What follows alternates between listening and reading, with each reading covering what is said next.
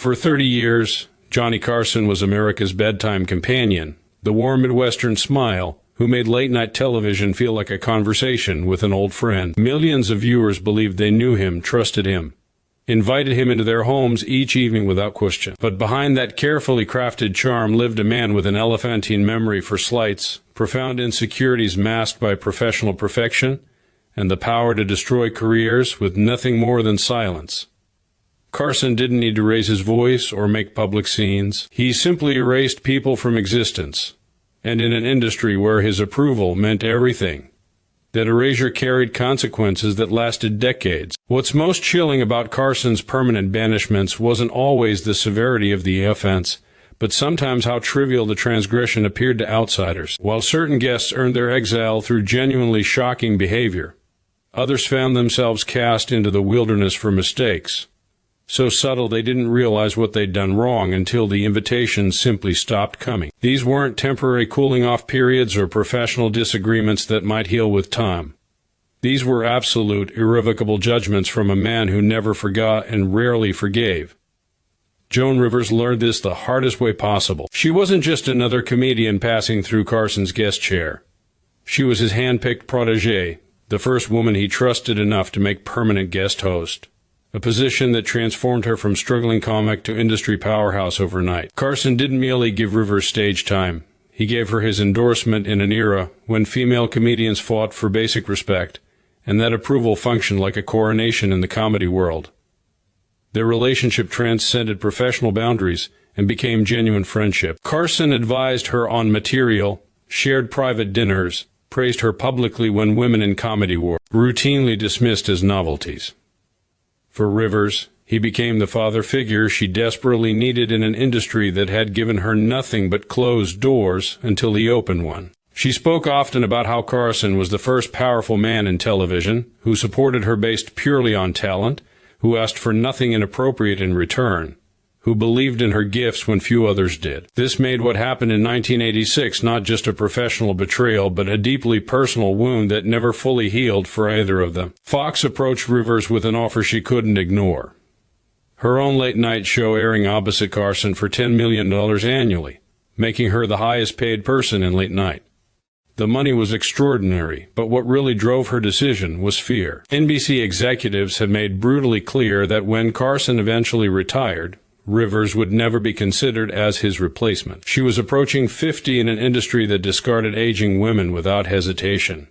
And this offer represented security, ownership of her career, a future she couldn't guarantee at NBC.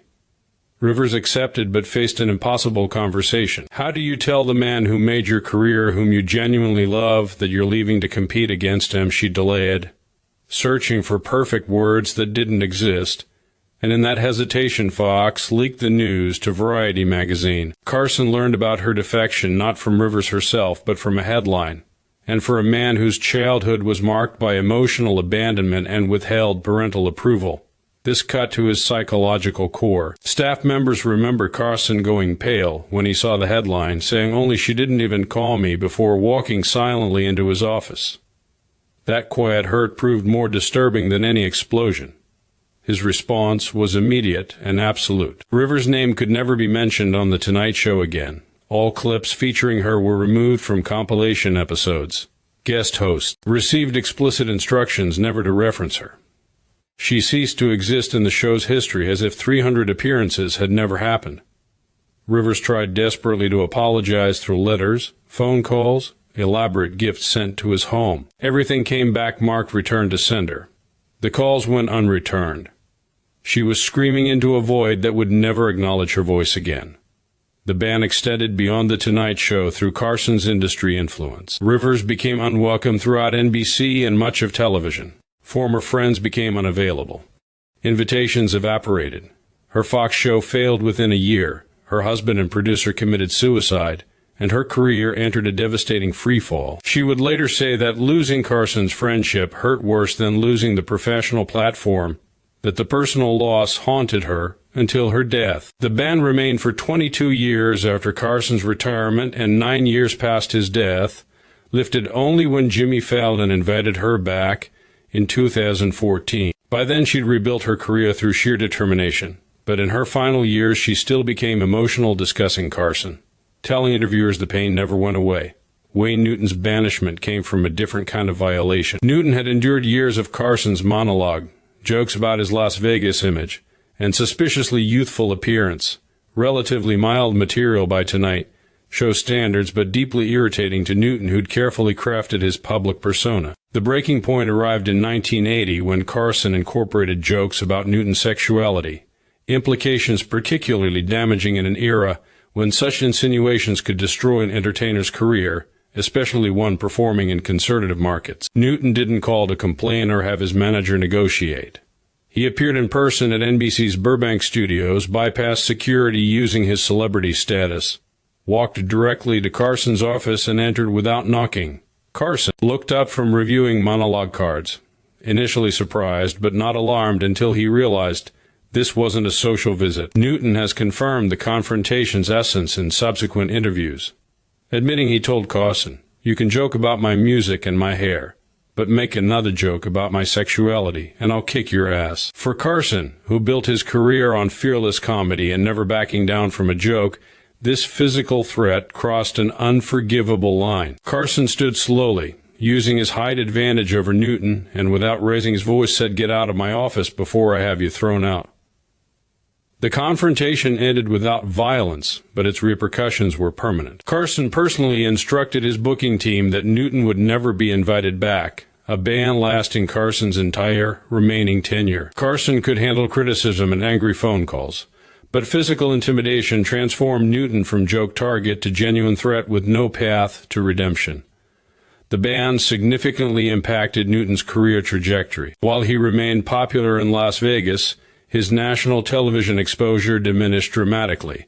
Without The Tonight Show, the essential platform for mainstream exposure, Newton's ability to promote new projects nationwide was crippled. Newton has expressed no regrets about confronting Carson, stating he'd do exactly the same thing, because some things are worth standing up for regardless of professional cost. Charles Grodin should have been Carson's perfect guest, intelligent and quick-witted with the dry, sardonic humor Carson himself favored. What began as entertaining deviation from standard celebrity interviews gradually evolved into something that deeply unsettled Carson, resulting in one of his most puzzling but definitive bans. Grodin first appeared in the mid-70s promoting The Heartbreak Kid, but unlike most guests with prearranged amusing anecdotes, Grodin played an aggressively difficult version of himself, challenging Carson's questions and acting vaguely hostile. Carson initially recognized what Grodin was doing, creating uncomfortable comedy through tension, and played along brilliantly. The audience loved it. Success led to repeat bookings, with each visit pushing the confrontational persona further, evolving from light sparring into increasingly hostile exchanges where Grodin questioned Carson's interviewing skills, suggested he hadn't read Grodin's book, accused him of not caring about guests.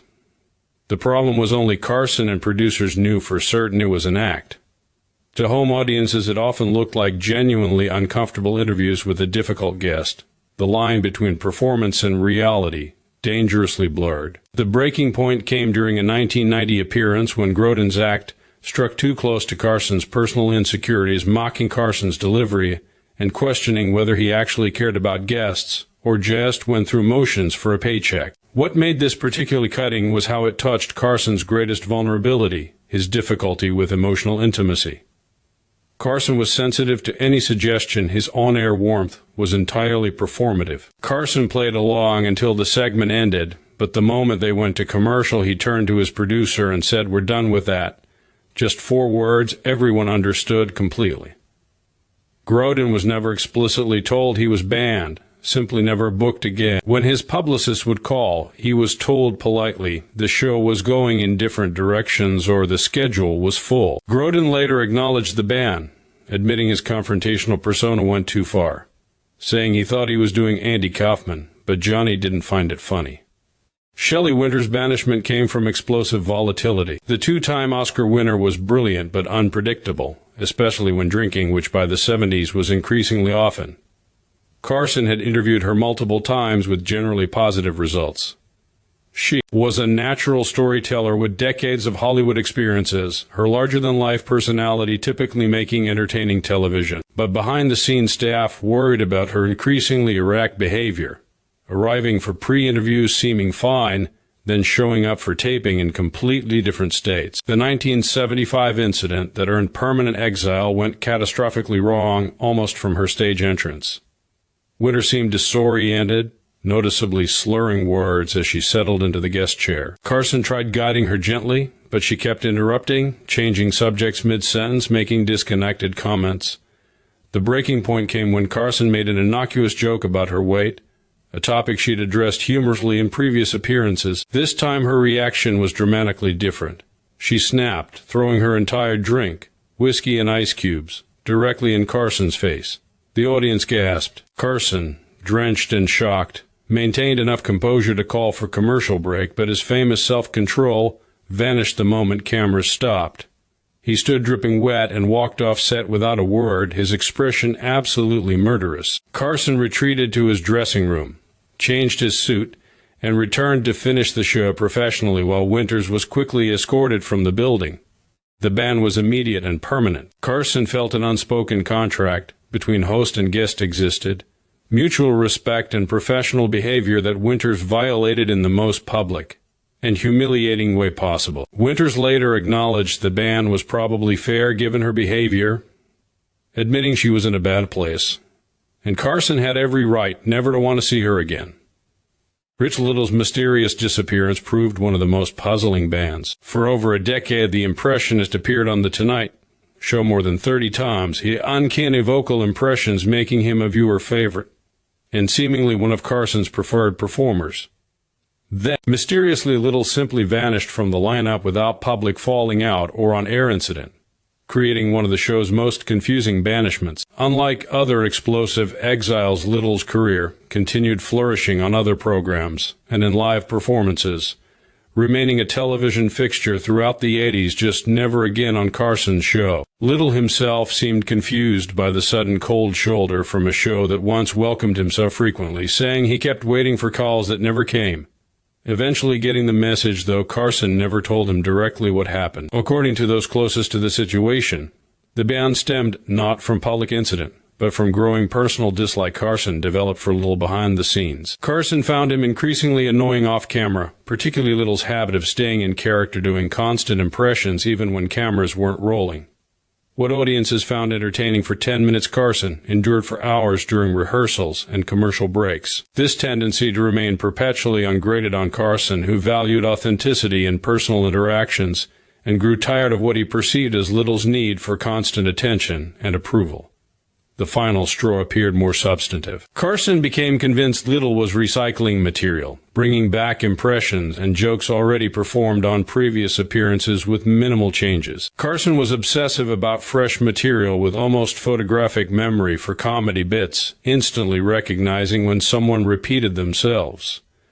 With Little appearing so frequently, Carson started noticing patterns viewers might miss. For Carson, this perceived laziness was unforgivable. Rather than confronting Little directly, Carson simply instructed his booking team to stop calling. And when Little's management reached out, they were told the schedule was full or the show was going in different directions. Little finally learned the banishment reason years later, when former Tonight Show staffers explained Carson's frustrations in subsequent interviews. Little expressed regret. He wasn't given opportunity to address concerns directly, saying he could have created on new impressions if he'd known that was the issue.